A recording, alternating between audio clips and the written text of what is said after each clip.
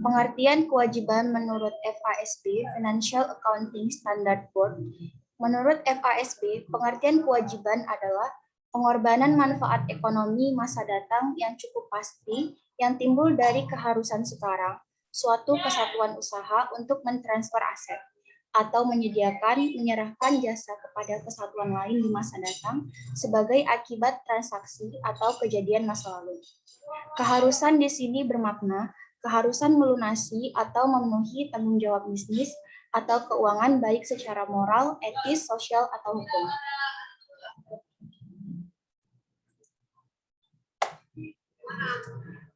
Dua, pengukuran dan penentuan jumlah rupiah pada saat penanggungan, penelusuran, dan pelunasan. Sebagai bayangan cermin, aset kewajiban juga harus diukur dan diakui pada saat terjadinya. Walau aset diukur atas dasar penghargaan sepakatan atau kos, demikian juga kewajiban.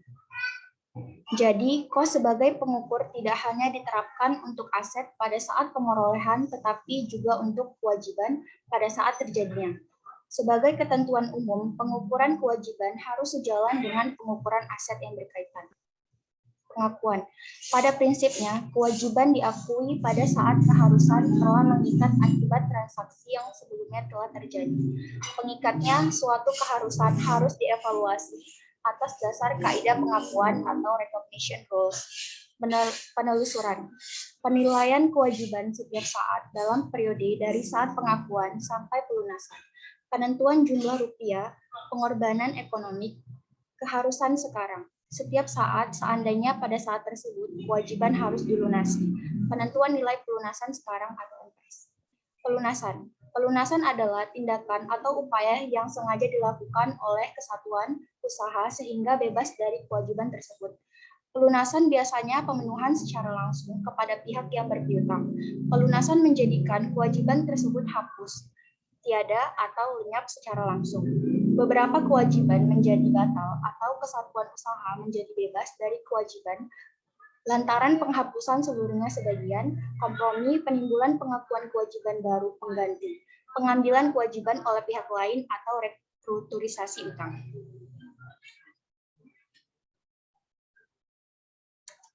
Materi selanjutnya akan dibawakan oleh rekan saya, Tria Kairuni. Baik, saya akan menyampaikan materi yang ketiga, yaitu dasar penilaian kewajiban. Penilaian mengacu pada penentuan nilai keharusan sekarang pada setiap saat antara terjadinya kewajiban sampai dilunasinya kewajiban. Makin mendekati saat jatuh tempo, nilai kewajiban akan makin mendekati nilai nominal kewajiban. Dengan kata lain, penilaian adalah penentuan nilai sekarang kewajiban. Penilaian kewajiban pada saat tertentu kewajiban harus dilunasi. Dengan kata lain, penilaian adalah penentuan nilai sekarang kewajiban.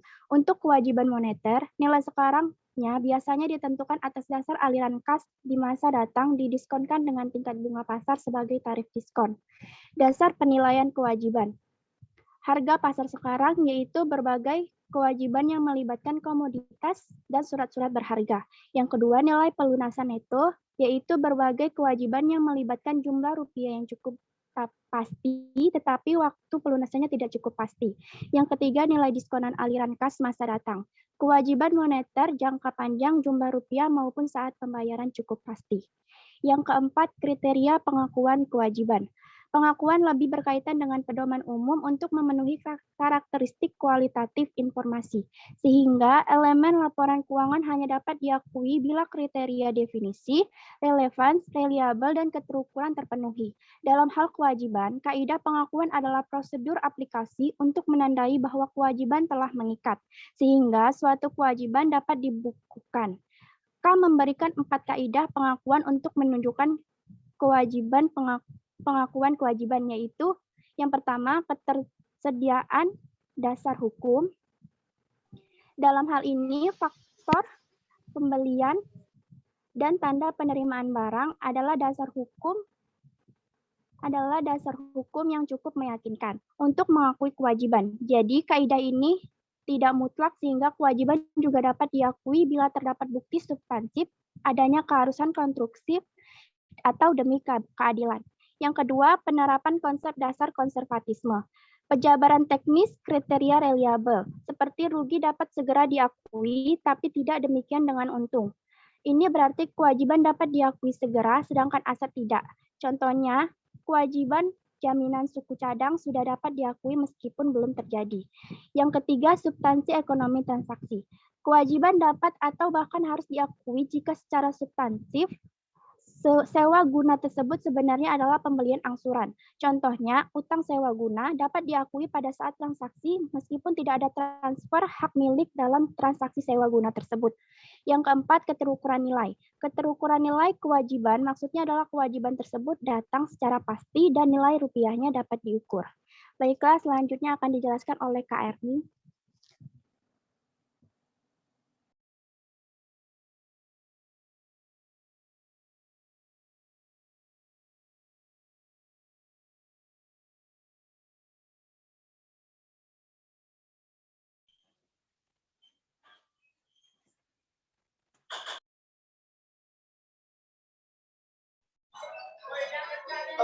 Saya akan menggantikan Kak Erni karena jaringannya bermasalah. 5.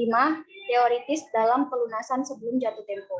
Pelunasan sebelum jatuh tempo, bila kewajiban dilunasi pada saat jatuh tempo, nilai jatuh tempo nominal dengan sendirinya merefleksi nilai sekarang atau saat pelunasan. Kewajiban sehingga tidak ada selisih antara jumlah rupiah yang dibayar dan nilai nominal. Nilai jatuh tempo juga akan sama dengan nilai buku atau nilai bawaan kewajiban karena proses amortisasi selisih antara nominal dan nilai pasar pada saat penerbitan utang. Terdapat pandangan terhadap untung atau rugi apabila utang dilunasi sebelum jatuh tempo yang akan menimbulkan nilai selisih antara nilai bawaan dan nilai penebusan. Dalam hal untung, dianggap sebagai jumlah rupiah kredit yang menunjukkan semacam suatu sumbangan atau donasi oleh satu kelompok investor atau kreditor kepada kelompok investor lainnya, pemegang saham. Dalam hal rugi dianggap sebagai berkurangnya hak atas laba ditahan. Lunasan kewajiban ini beberapa istilah dari ini adalah pelunas. Yang pertama pelunasan, kedua peniadaan atau penyerapan, ketiga pemberhentian, 4 pembatalan atau pembebasan, 5 penyelesaian, ke-6 ada penebusan, ke-7 ada penghapusan, 8 pengakuan, 9 pendidikan.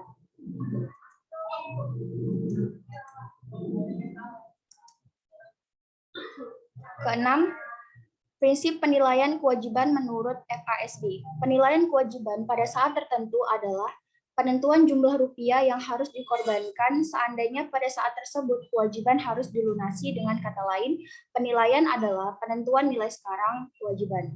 Atribut penilaian menurut FASB. Nilai pasar sekarang atau current market value, nilai pelunasan itu net settlement value, nilai diskonan aliran kas masa datang atau discount value of future cash flow. Materi selanjutnya akan dibawakan oleh moderator. Baik, saya lanjutkan yang ketujuh, teori yang berhubungan dengan pembebasan substansi. Bila debitur di masa yang akan datang tidak perlu membayar hutang, maka secara substantif debitur sudah bebas dari kewajiban. Hal ini termasuk apabila perusahaan sudah membentuk dan pelunasan hutang obligasi. Debitur tidak menyerahkan kendali atas manfaat suatu aset karena manfaat aset tersebut masih menempel pada debitur meskipun debitur telah mengakui. Sementara itu, kreditur juga tidak mengakuinya sebagai mengatur. Jadi, praktis satu aset tersebut masih dikuasai debitur.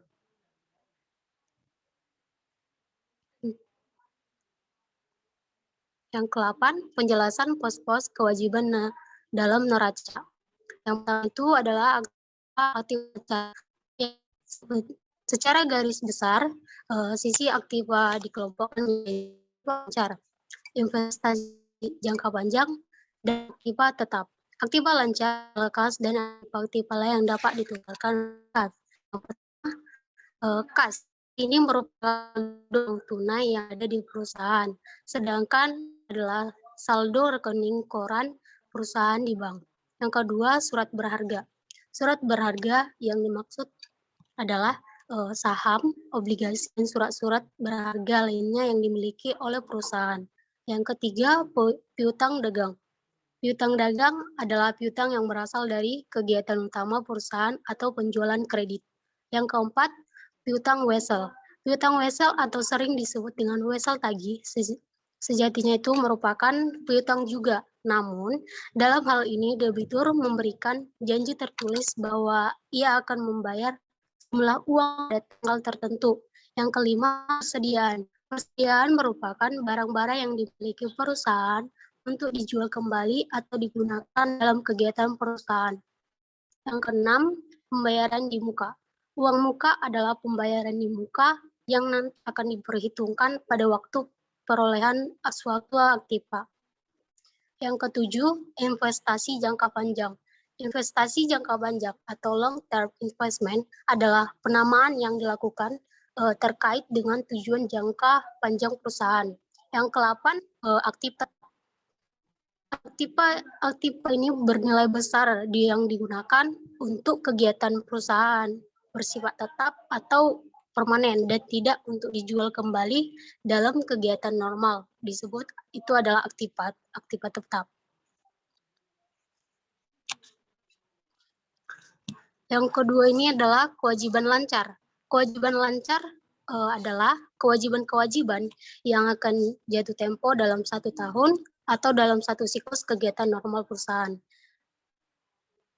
Ada itu dalam kewajiban lancar, yaitu yang pertama, utang dagang. Utang dagang merupakan kebalikan dari piutang dagang, yaitu utang yang berasal dari kegiatan utama perusahaan atau pembelian kredit barang dan jasa. Yang kedua, utang wesel. Utang wesel atau sering disebut dengan wesel bayar merupakan kebalikan dari piutang wesel tersebut tadi. Yang ketiga, utang bank. Utang bank merupakan kewajiban jangka pendek atau jangka panjang kepada bank atau lembaga keuangan yang disebabkan oleh pinjaman yang diterima perusahaan. Yang keempat, utang gaji, bunga, dan lain-lain. Utang-utang yang termasuk dalam golongan ini merupakan beban-beban yang terjadi tetapi belum saatnya dibayar. Yang ketiga itu adalah kewajiban jangka panjang. Utang yang jatuh temponya lebih dari 1 tahun digolongkan ke kewajiban jangka panjang. Contoh obligasi, utang dan lain sebagainya. Yang keempat itu adalah modal. Sebagaimana yang telah diketahui bahwa modal itu merupakan hak pemilik atas kekayaan perusahaan. Kekayaan perusahaan dalam neraca dicatat sebagai aktiva. Dalam perusahaan yang berbentuk perseroan terbatas. Modal terdiri dari modal disetor dan laba ditahan. Baik, demikian penyampaian materi kami. Jika ada yang ingin bertanya, memberi kritik ataupun sarannya, kami persilakan. Untuk pertanyaannya bisa disampaikan di lewat chat box ataupun secara langsung. Dan untuk pertanyaannya, kami membuka 3 pertanyaan. Untuk kelompok lain, apakah ada pertanyaan kritik ataupun sarannya? Kami persilahkan.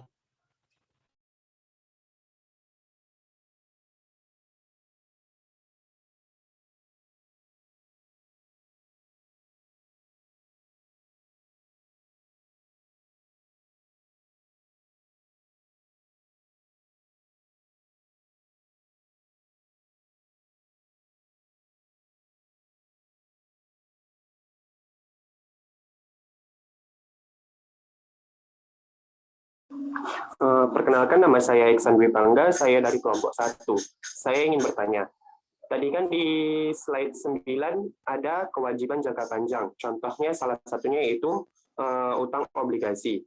Coba tolong jelaskan apa itu yang dimaksud dengan utang obligasi dan contoh kasus dari utang obligasi tersebut. Terima kasih.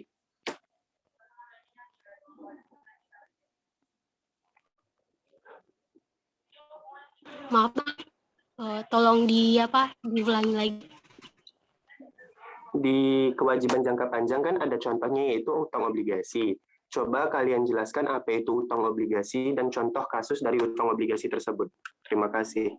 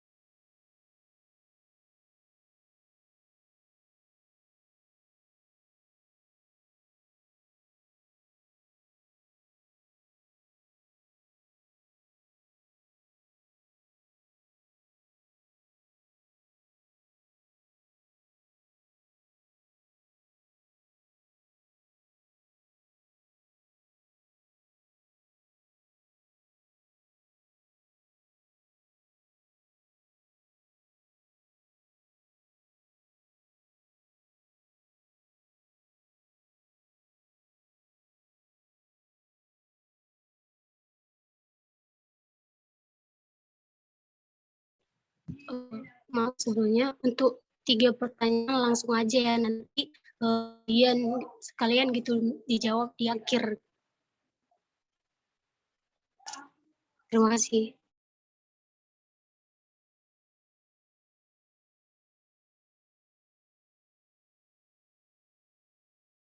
Adakah dari kelompok lain yang ingin bertanya lagi? Arsana, Kak. Iya, Kak, silakan. Dalam slide pertama dia kan kewajiban. Dalam pengertiannya, kewajiban itu harus melunasi utang dan memenuhi rasa tanggung jawab. Jadi di situ kita untuk membuat diri kita khusus bertanggung jawab. Terus bagaimana orang yang tidak memenuhi rasa tanggung jawab yang bisa melarikan diri dan tidak memenuhi untuk membayar utangnya.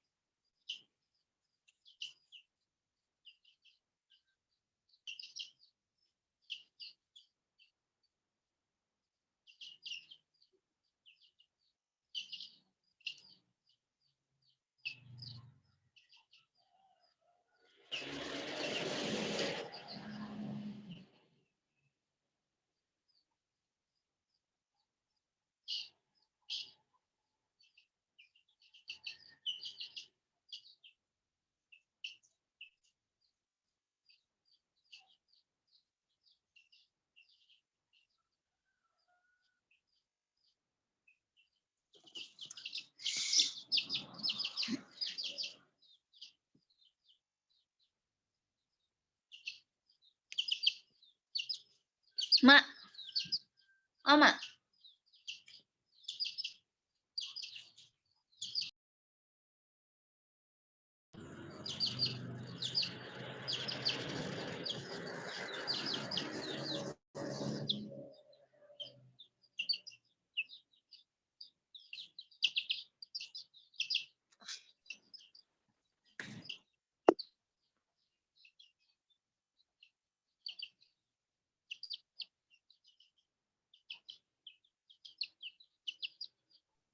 Kak, saya ingin bertanya.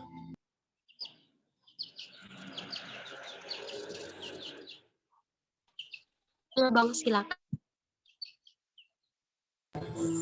Ya, Kak, baik. Tadi pada slide 9 kan, di situ Kakak buat pengertian piutang dagang dan piutang wesel. Jadi saya ingin bertanya, coba sebutkan perbedaan antara piutang dagang dan piutang wesel dan berikan contohnya, Kak.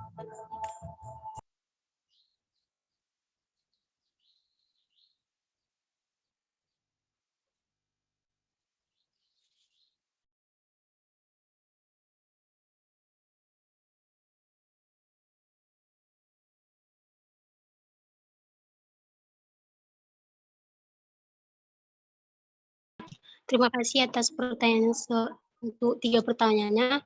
Kami mohon minta waktu sedikit saja. Terima kasih ya.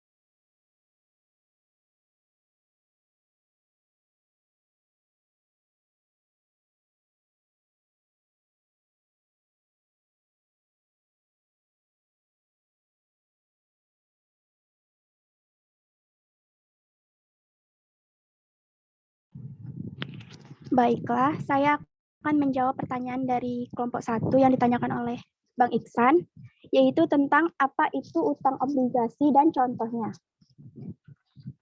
Menurut Otoritas Jasa Keuangan, utang obligasi merupakan surat utang dengan jangka waktu tertentu yang dapat diperjualbelikan. Jangka waktu ini bisa menengah ataupun dalam kurun waktu panjang. Secara garis besar, utang obligasi berisikan janji pihak tertentu untuk membayar utang serta imbalan berupa bunga dalam jangka waktu yang telah ditentukan. Contohnya yaitu pada saat kita membutuhkan pendanaan, kita meminjam uang ke saudara, bank, atau teman. Begitu juga dalam perusahaan. Untuk mendapatkan pendanaan untuk proses produksi atau pemasaran atau upah karyawan atau lain sebagainya, perusahaan dapat menerbitkan utang obligasi. Bagaimana Bang Isam? Boleh sebutkan contohnya ulang, Kak? Ketinggalan tadi. Contohnya, pada saat kita membutuhkan pendanaan, kita bisa meminjam uang ke saudara atau bank atau teman. Begitu juga dalam perusahaan. Untuk mendapatkan pendanaan untuk proses produksi atau pemasaran atau upah karyawan dan lain sebagainya, perusahaan dapat menerbitkan utang obligasi. Bagaimana? Baik, terima kasih.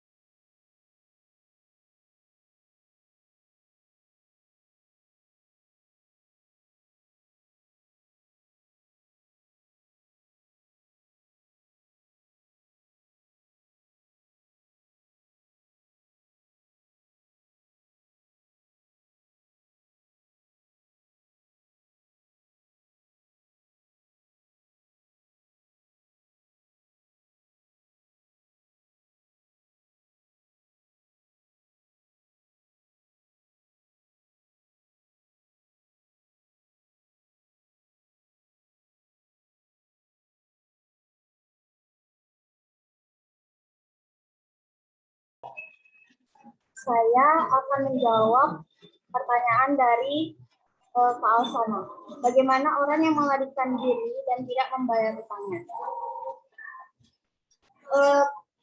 Untuk orang yang tidak membayar utangnya atau melarikan diri, itu bisa dilakukan gugatan ganti rugi secara perdata atau bisa dilaporkan melalui hukum, yakni kreditur melaporkan debitur yang tidak menepati janjinya atau tidak membayar hutangnya ke polisian dengan dugaan pidana penipuan. Masalah tersebut masuk dalam ranah hukum pidana, yakni penipuan, apabila terdapat perbuatan dengan niat jahat yang memenuhi unsur-unsur pasal 378 Kitab Undang-Undang Hukum Pidana KUHP, yang berbunyi barang siapa dengan maksud untuk menguntungkan diri sendiri atau orang lain dengan melawan hukum, dengan memakai nama palsu atau martabat palsu, dengan tipu muslihat ataupun dengan rangkaian kebohongan menggerakkan orang lain untuk menyerahkan sesuatu benda kepadanya, atau supaya memberi hutang maupun menghapuskan hutang, diancam karena penipuan dengan pidana penjara paling lama 4 tahun. Mungkin ini saja yang bisa saya jelaskan, Kak. Bagaimana Kak Alsana? Kayaknya kurang pas lah, Kak. Kan seperti ini, dalam pengkreditan kereta itu kita buatlah contohnya dalam kredit kereta. Di situ banyak orang tidak melunasi atau melarikan diri dari hutangnya. Tetapi di dalam jalur hukum dia jarang untuk dipermasalahkan dalam jalur hukum. Bahkan polisi saja tidak bisa menemukan orang yang melarikan diri nih. Jadi kan itu salah satu untuk merugikan suatu perusahaan.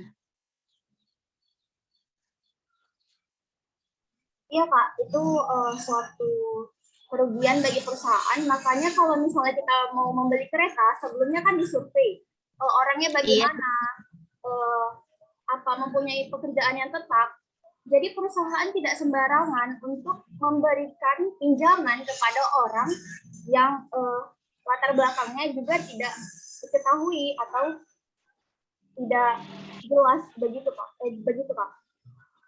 Ya, dalam kehidupan untuk memberi atau pinjaman uang atau pinjaman kereta, perusahaan sebelumnya sudah mensurvei seperti itu, Pak. Ya, dalam kehidupan kita sehari-hari lah contohnya. Di dalam kehidupan sehari-hari saya yang sering saya dapatkan di dalam lingkungan hidup saya, itu kebanyakan orang banyak melarikan diri dari hutangnya, dari kredit kereta. Tetapi dalam jalur hukum dia tidak bertindak lanjutan untuk diproses. Jadi itu kan suatu merugikan perusahaan seperti itu. Jadi bagaimana untuk menangkap orang ini? Apakah harus kita sogok dulu polisinya biar bisa dibawa ke jalur hukum atau gimana? Karena kebanyakan dia jarang ditemukan orang yang sudah melarikan utangnya kayak gitu. Nah, kalau kasus yang seperti ini, Kak, apa ya dibilang? Ini bisa dipidanakan, Kak, sebenarnya. Ada hukumnya. Dan iya. Tapi kan jarang, bahkan dia tidak menemukan orang yang sudah melarikan diri nih dalam beberapa tahun.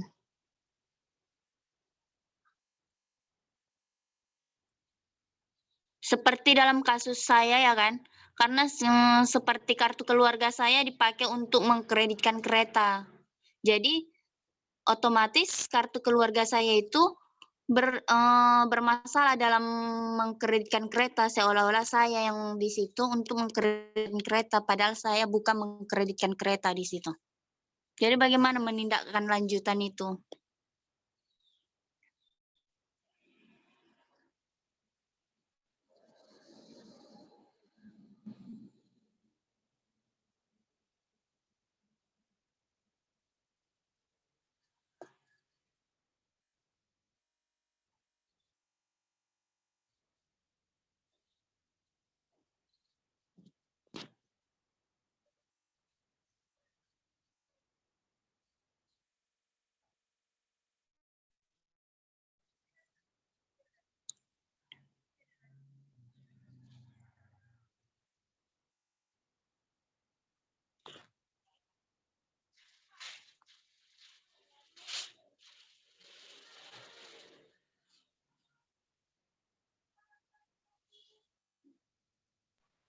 Oke, sudah bisa disimpulkan?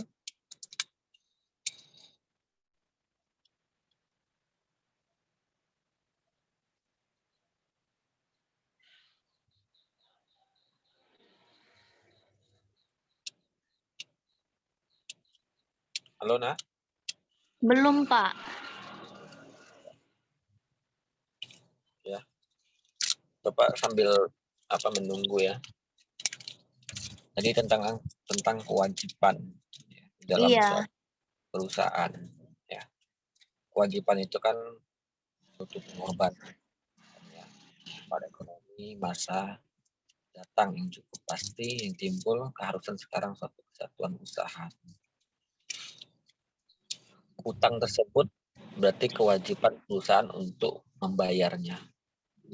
Beda dengan utang.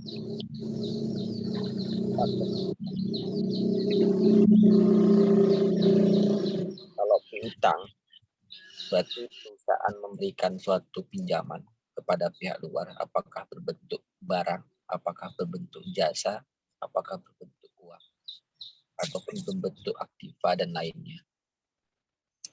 Sedangkan hutang, si perusahaan memiliki pinjaman, apakah yang kebalikan tadi, apakah bentuk barang, apakah bentuk uang, ataukah bentuk jasa dan lainnya. Di dalam suatu perusahaan, berarti ada kewajibannya. Apakah dia per bulan, apakah per tahun, dan apakah periode setelah jatuh tempo yang telah ditentukan.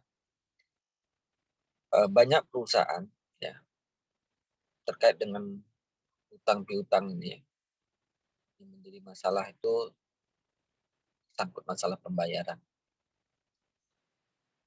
Pada saat dia melakukan pinjaman, ya, mungkin saja si perusahaan tadi minjem uang ke bank. Mungkin saja perusahaan tadi pada saat dia mau melakukan pinjaman, dia merekayasa laporan keuangan. Merekayasa laporan keuangan agar supaya diberi pinjaman oleh si bank. Padahal si perusahaan ini sebenarnya yang dipinjamnya uang tersebut itu mungkin saja tidak sanggup membayarnya dari sisi profitnya. Profit itu dilihat daripada masa-masa yang lalu. Tapi karena dia merekayasa laporan keuangan, sehingga dia menaikkan profit. Cantik dalam laporan keuangan. Jadi anggapan daripada si bank tadi pun perusahaan ini bagus. Ternyata perusahaan ini bisa mengalami kerugian dikarenakan adanya rekayasa laporan diakibatkan sehingga karena tidak mencerminkan sebenarnya laporan keuangan bisa perusahaan ini mengalami kerugian tumpur ya. Karena mungkin terkait dengan beban bunganya, beban pokoknya yang dia harus dibayarkan. Itu menjadi penyebab masalah sebenarnya terkait dengan utang tadi. Bagaimana? Apakah si perusahaan tadi yang tadi nggak sanggup bayar, gimana? Apakah dilepaskan gitu saja gitu ya? Kita kan ada surat perjanjian utang piutang dengan si bank. Maka ada alternatif kalau misalnya perusahaan itu mengalami mungkin cendat bayar atau mungkin tidak sanggup bayar dan perusahaan itu mengalami kerugian terus setiap tahunnya. Ada beberapa kondisi yang harus dilakukan. Sebelum dibubarkan perusahaan ini, mungkin saja bisa penjualan aset tetap. Aset tetap itu dijual, apakah mobilnya mungkin, apakah mungkin ada lahannya yang perlu bisa dijual untuk menutupi hutang tersebut. Atau si pemodal store modal. Si pemodal store modal, pemegang saham itu store modal untuk melakukan penalangan hutang. Atau lagi perusahaan ditutup. Kalau ditutup gimana ceritanya? Maka yang harus diwajibkan dibayar itu yang pertama itu adalah pihak ketiga. kewajiban. Kewajiban siapa yang harus dibayar duluan? Ya, negara. Berarti kalau ada hutang-hutang pajak, bayar dulu hutang pajak. Baru hutang pihak ketiga yang lainnya, apakah bank, apakah nanti hutang pemegang saham dan lainnya, baru karyawan. Apakah hutang gaji bayar, itu terkait dengan hutang piutang tadi. Kalau kita posisi duduk sebagai seorang auditor, untuk memastikan hutang itu benar atau tidak, maka auditor harus mengkonfirmasi hutang namanya, konfirmasi hutang. Benar enggak hutang yang disajikan di dalam neraca itu benar-benar angka yang sebenarnya, atau sisa saldo yang sebenarnya. Dari mana lihatnya, Pak? Kalau kita minjem hutang ke bank, berarti minta kontrak kerja, kontrak apanya? Kesepakatan antara kedua belah pihak terkait dengan pinjaman. Terkait apakah bunganya sampai aging, ya, schedule daripada pembayaran jatuh tempo hutang. Itu dilihat. Saldonya nyambung nggak? Saldo aging schedule tersebut kan setiap bulan pembayaran itu nyambung nggak ke buku kasnya? Seperti itulah salah satunya. Kalau hutang-hutang lainnya gimana, Pak? Kalau dia hutang kepada PTX atau PTA, PTC, auditor harus mengkonfirmasi piutangnya ke perusahaan-perusahaan yang dihutanginya. Kira-kira seperti itu, ya. Jadi bagaimana, Pak? Apakah hutang tersebut kalau misalnya nggak dibayar, apakah bisa dipidanakan? Bisa dipidanakan, bisa, ya. Namun secara apanya dia, secara hukumnya, sebenarnya dia kalau misalnya dimasuk persidangan, karena kan dia ini perdata ya. Kalau dimasuk persidangan, dia ini sebenarnya nggak ada penjara ya. Karena hutangnya 1 M, nggak bayar, nggak sanggup bayar. Udah 2 tahun, udah 3 tahun jadi temponya, nggak bayar. Larikan diri pula deh, kebetulan. Ketangkap pula sama polisi deh. Gimana tuh posisinya, Pak? Apakah dia langsung tangkap penjara polisi atau enggak? Nggak bisa juga. Selagi nanti di dalam persidangan, selagi dia mau membayarnya dengan cicil-cicil, apakah nyicilnya mungkin 100.000 per bulan, yang penting ada niatnya melakukan pembayaran. Nah, itu yang menjadi masalah terkait dengan hutang piutang ini, masalah perdata. Makanya banyak disalahgunakan kepada pihak-pihak yang tidak bertanggung jawab, ya. Jadi perdata sifatnya, kalau misalnya mau dipenjarakan, apa yang mau dipenjarakan? Orang di kondisinya bahwasanya dia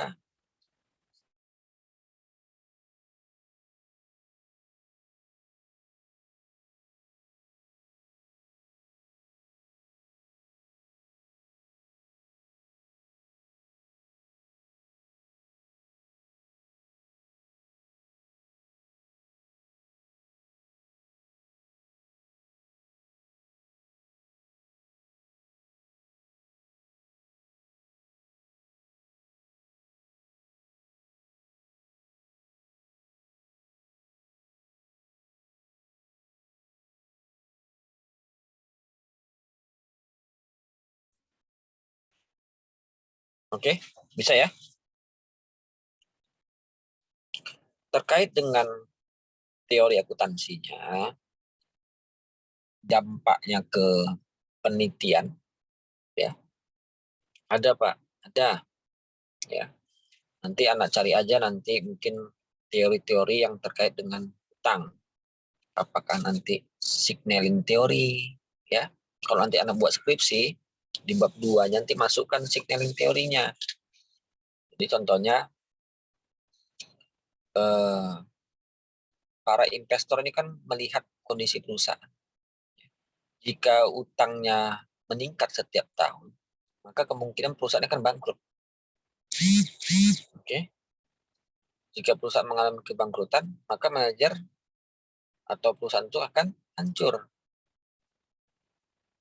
Oke, itu signaling teorinya. Jadi investor ini atau calon investor melihatnya seperti apa terkait dengan perusahaan tersebut. Itu dikatakan signaling. Kalau hutangnya semakin kecil, investor pun semakin senang. Kayak seperti itu. Kalau hutang semakin meningkat, maka investor pun tidak tertarik dengan saham yang telah diberikan oleh si perusahaan bersangkutan. Kayak seperti itu. Itu terkait dengan signaling teorinya. Nanti ada juga teori-teori tentang trade off, boleh juga ya. Itu terkait dengan nanti masalah hutang itu timbul kenapa ya. Bunga yang dibayarkan, hutang itu seperti apa, dalam dunia nyata seperti apa, yang terkait dengan perusahaan tersebut. Ada juga packing order teori, banyak macam. Nah, ini nanti dikaitkan dengan apa namanya, kepenelitian anak di bab 2-nya terkait apabila ada menyinggung hutang. Menyinggung tentang variabel hutang. Jika seperti itu. Oke ya. Sampai sini mungkin yang bisa Bapak sampaikan ya. Mungkin mau diselesaikan yang pertanyaan tadi.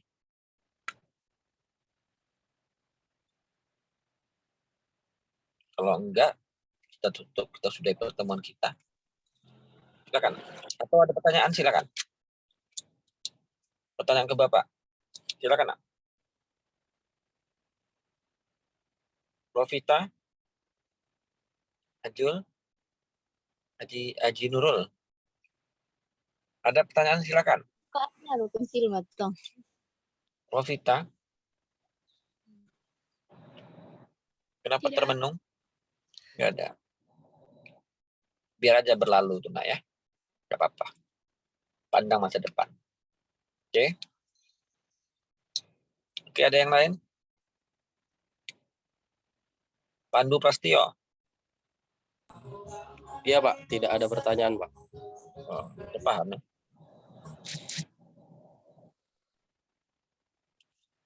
Ini ya, ada juga tambahan Pak Lupan. Kalau nanti anak lihat ya di dalam laporan keuangan, pendapatan diterima di muka, kalau anak pernah dengar, berarti itu dibelah pasifa dia kan. Itu berarti pendapatannya itu masih diterima di muka, uang udah terima, tapi pekerjaan belum selesai. Bisa ya? Untuk apa itu Pak? Kadang-kadang ini untuk merekayasa laporan keuangan bisa juga ya. Bisa juga dimainkan di situ ya. Karena gini contoh ya. Ada pendapatan 2 tahun. Ya. Ini tinggal si perusahaan ini mau mempercantik laba atau memperkecil laba. Ya. Kalau memperbesar laba, berarti seandainya penjualan tadi 1M, seharusnya untuk 2 tahun. Orang ini melakukan kontrak 2 tahun 500 juta. Gitu. Tahun 2020 500 juta, tahun 2001 500 juta, 2022 500 juta. Tapi di laporan keuangan dibuatnya nanti langsung dibuatnya kas pada pendapatan. Berarti kasnya di neraca, pendapatan di laba rugi itu M. Oke, maka kan nanti laba meningkat ya pasti. Laba rugi. Oke. Ada juga teknisnya, kasnya tetap di neraca 1M, pendapatan dibelah 2. Pendapatan yang tahun 2021 itu 500 juta, pendapatan yang satu lagi yang 500 juta yang untuk tahun akan datang dibuatnya situ pendapatan diterima di muka. Oke, berarti laba kecil kan? Oke, itu teknis-teknis terkait dengan mau memainkan laporan keuangannya seperti apa maunya, gitu ya. Mau memperbesar laba atau memperkecil laba, menahan pendapatan atau menunda pendapatan pencatatannya terkait dengan di laba rugi atau tidak menunda, gitu ya. Jadi seperti itu. Oke, ada pertanyaan silakan. Pak, saya ingin bertanya, Pak. Iya, silakan. terkait tentang audit delay, Pak. Apakah audit delay akan mempengaruhi profitabilitas sebuah perusahaan ya, Pak? Audit delay ini kan masalah keterlambatan, ya kan? Masalah keterlambatan pelaporan audit. Apakah ada hubungannya ke profitabilitas? Sedangkan profitabilitas apa? Keuntungannya gitu ya. Kalau dilihat dari sisi investor, ada Pak. Ini mau dilihat dari sisi mana nih? Mau dari sisi auditnya apa dari sisi yang mana? Karena audit delay itu keterlambatan si auditor melakukan pemeriksaan. Mungkin dikarenakan besar lingkup ukuran perusahaan. Mungkin juga karena auditornya kurang berpengalaman. Mungkin juga ukuran daripada kantor akuntan banyak macam, ya, sehingga terlambat. Atau karena pelaporan keuangannya terlambat mengasih kepada auditor, bisa juga. Ya. Jadi apa hubungan ke profitabilitas?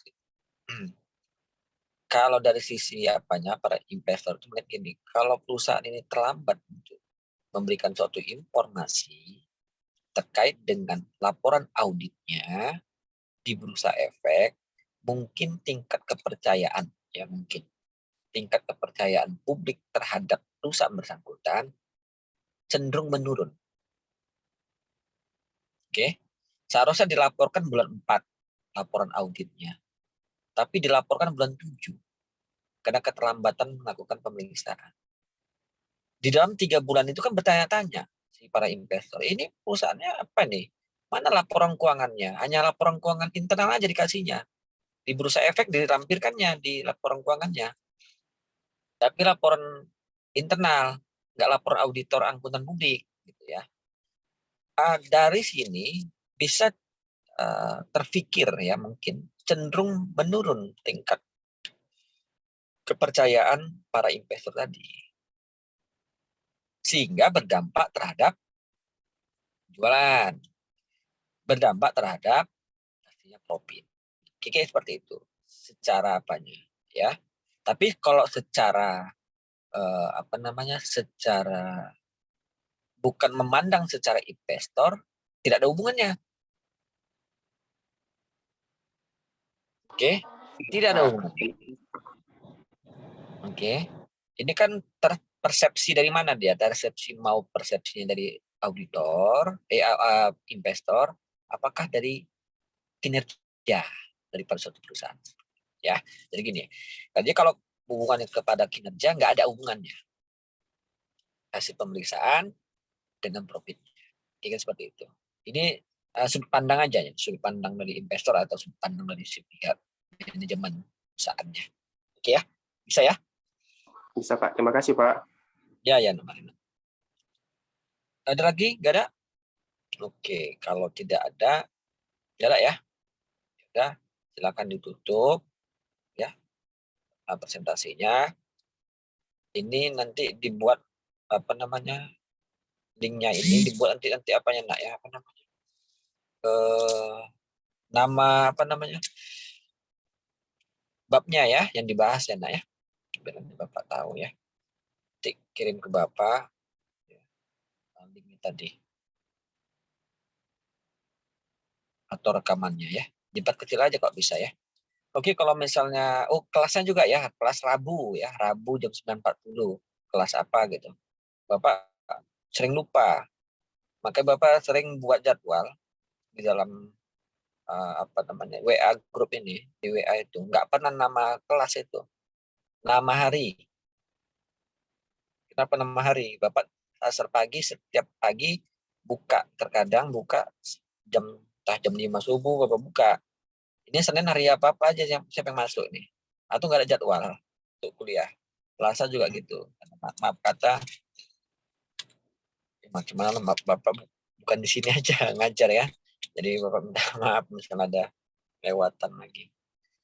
Ya, oke, kurang dan lebih Bapak minta maaf ya.